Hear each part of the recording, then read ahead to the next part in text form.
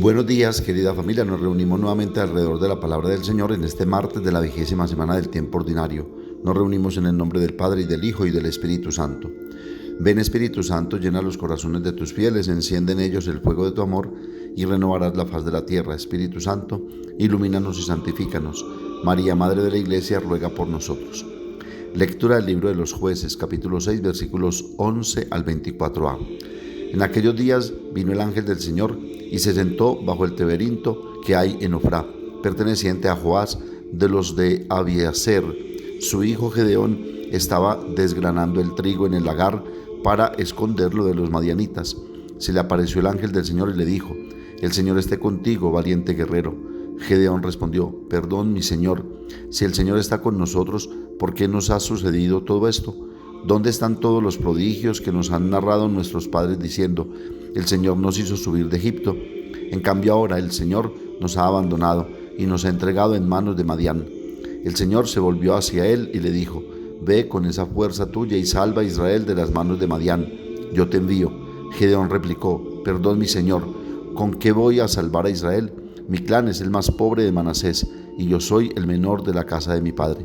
El Señor le dijo: «Yo estaré contigo y derrotarás a Madián como a un solo hombre». Gedeón insistió: «Si he hallado gracia a tus ojos, dame una señal de que eres tú el que estás hablando conmigo. Te ruego que no te retires de aquí hasta que vuelva a tu lado. Traiga mi ofrenda y la deposite ante ti». El Señor respondió: «Permaneceré sentado hasta que vuelvas». Gedeón marchó a preparar un cabrito y panes ácimos con unos 45 kilos de harina. Puso la carne en un cestillo, echó la salsa en una olla, lo llevó bajo la encina y se lo presentó.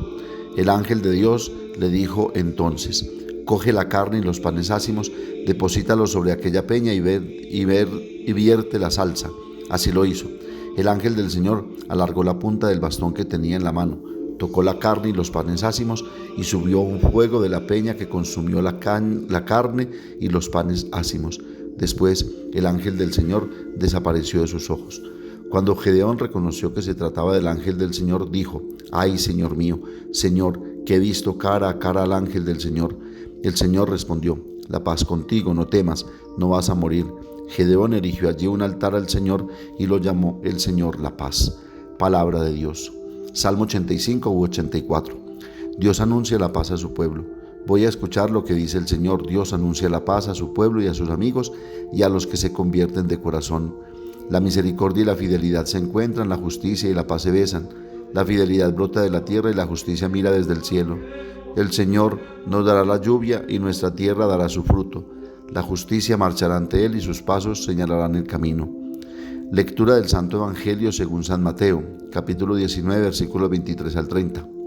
En aquel tiempo Jesús dijo a sus discípulos: «En verdad les digo que difícilmente entrará un rico en el reino de los cielos. Lo repito, más fácil le es a un camello pasar por el ojo de una aguja que a un rico entrar en el reino de los cielos». Al oírlo, los discípulos dijeron espantados: «Entonces, ¿quién puede salvarse?». Jesús se les quedó mirando y les dijo: «Es imposible para los hombres, pero Dios lo puede todo». Entonces dijo Pedro a Jesús: «Ya ves, nosotros lo hemos dejado todo y te hemos seguido. ¿Qué nos va a tocar?». Jesús les dijo: «En verdad les digo, cuando llegue la renovación y el Hijo del Hombre se siente en el trono de su gloria, también ustedes, los que me han seguido, se sentarán en 12 tronos para juzgar a las 12 tribus de Israel. Todo el que por mí deja casa, hermanos o hermanas, padre o madre, hijos o tierras, recibirá 100 veces más y heredará la vida eterna. Pero muchos primeros serán los últimos y muchos últimos primeros». Palabra del Señor. El llamado de Gedeón, relatado en la primera lectura de hoy, vemos la forma aparentemente extraña en que Dios elige a sus instrumentos para intervenir en la historia de su pueblo. Gedeón no es un personaje de gran importancia. Él mismo se lo señala al Señor, quien lo llama: «Señor mío, ¿cómo podré salvar a Israel? Mi familia es la más pobre de Manasés y yo soy el más pequeño de la casa de mi padre». ¿Por qué elegiría el Señor a un instrumento tan débil y despreciable de la familia más pobre y dentro de ella el más pequeño? Encontramos esta forma de actuar de nuevo más adelante, cuando Gedeón debe luchar contra los madianitas. Al ver su fuerza, convoca a todos los israelitas. Un gran número acude a luchar, 32,000 hombres. ¿Qué dice Dios? Dice: «El pueblo que está contigo es demasiado numeroso». ¿Por qué demasiado numeroso? los madianitas son muy fuertes. Quizás 32.000 hombres no sean suficientes, pero Dios dice que no, para que Israel no se jacte y diga: mi propia mano me ha salvado. Así que el Señor ordena a Gedeón que envíe a casa primero a todos aquellos que no se sienten demasiado fuertes, demasiado valientes o que tienen alguna objeción. Quedan 10.000 hombres y aún son demasiados, dice Dios, y entonces propone una prueba un tanto especial: ver cómo se posicionan estos hombres para beber agua de un arroyo. 300 adoptan una posición inusual. Estos 300 son elegidos. Así que el número es bueno, es lo suficientemente pequeño como para manifestar el poder y la grandeza de Dios. Dios no necesita más que un solo hombre que esté dispuesto y en posición para dejarlo actuar a Él, de tal manera que no sea el hombre quien aparezca, sino la fuerza de Dios en favor del hombre. Dios siempre obra así para derribar del trono a los poderosos y enaltecer a los humildes. Dios elige regularmente a sus instrumentos de esta manera. San Pablo lo dijo cuando, hablando de su vocación, que estimaba extraordinariamente, observó: llevamos este tesoro en vasijas de barro, es decir, llevamos estas gracias en un estado de debilidad, de flaqueza humana, para que se vea que este extraordinario poder viene de Dios y no de nosotros. 2 Corintios 4:7. Esto es importante, que el hombre no puede atribuirse lo que en realidad viene de Dios.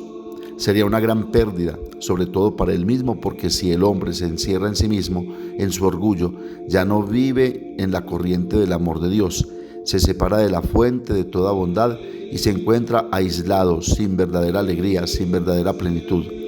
Sin embargo, si acepta una condición humilde, entonces puede recibir verdaderamente la plena abundancia de la gracia divina. San Pablo experimentó esto.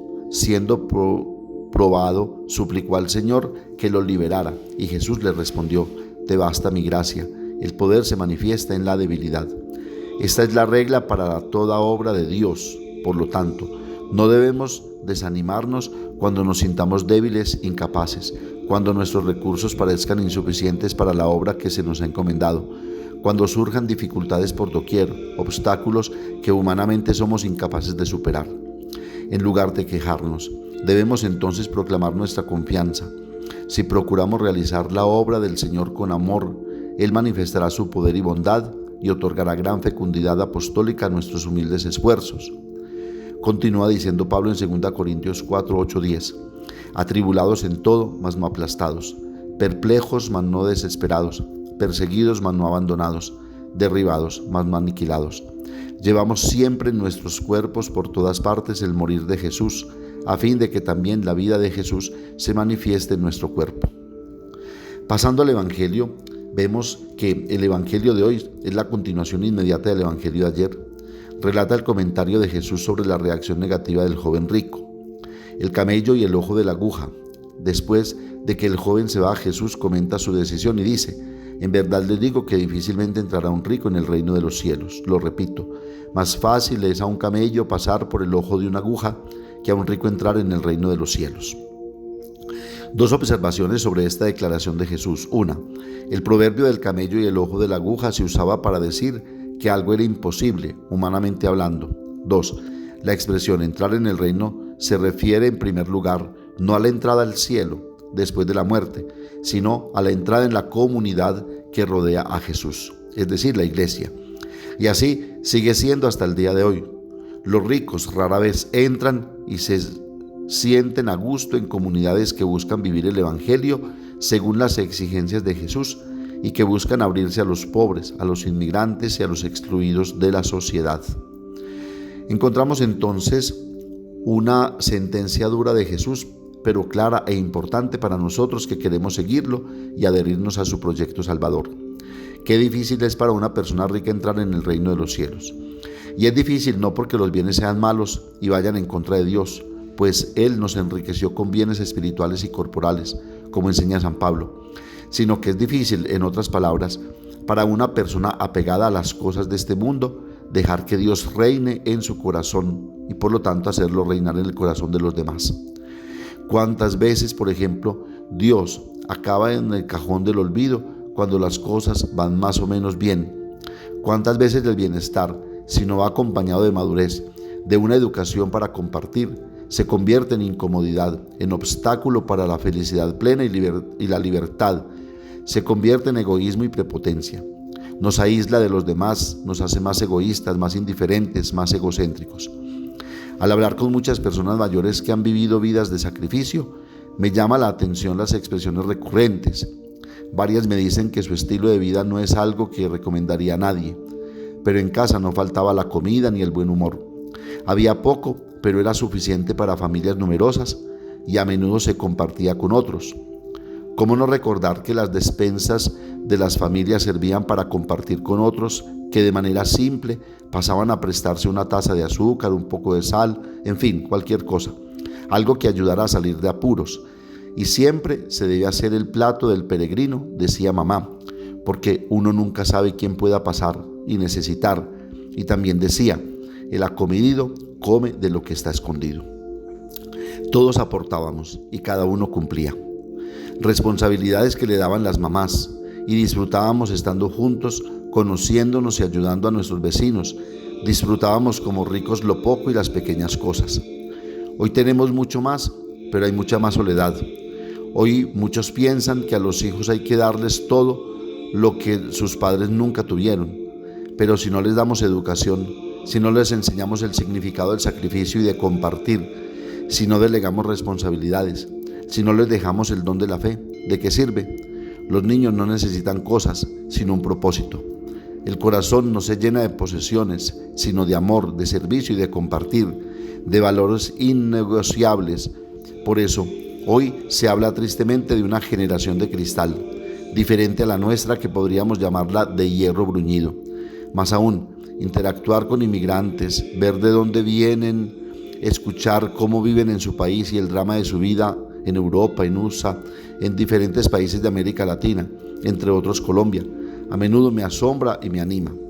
Muchos jóvenes están acostumbrados al sacrificio, a arriesgarlo todo por un futuro, capaces de sonreír y dar gracias por cualquier cosa. Personas acostumbradas a trabajar duro, con poco, pero felices y sonrientes. Y nosotros los occidentales no. La tristeza reina suprema y la depresión va en aumento. Adultos acostumbrados como los adolescentes a que sus madres todavía los hagan todo por ellos, que ni siquiera piensan en contribuir económicamente a la familia. Personas llenas de contactos sociales, pero sin relaciones significativas.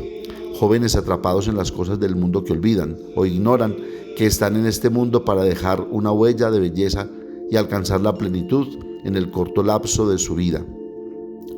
¿Qué hacer entonces? Empecemos por Jesús, quien nos invita a no desesperar. Nada es imposible para Dios, ni siquiera cambiar los corazones tibios, por lo que es bueno orar. Dios es capaz de transformar un Francisco mundano en un San Francisco de Asís.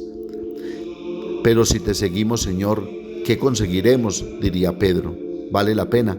Y Jesús responde, tendrás el 100 por 1 y la vida eterna.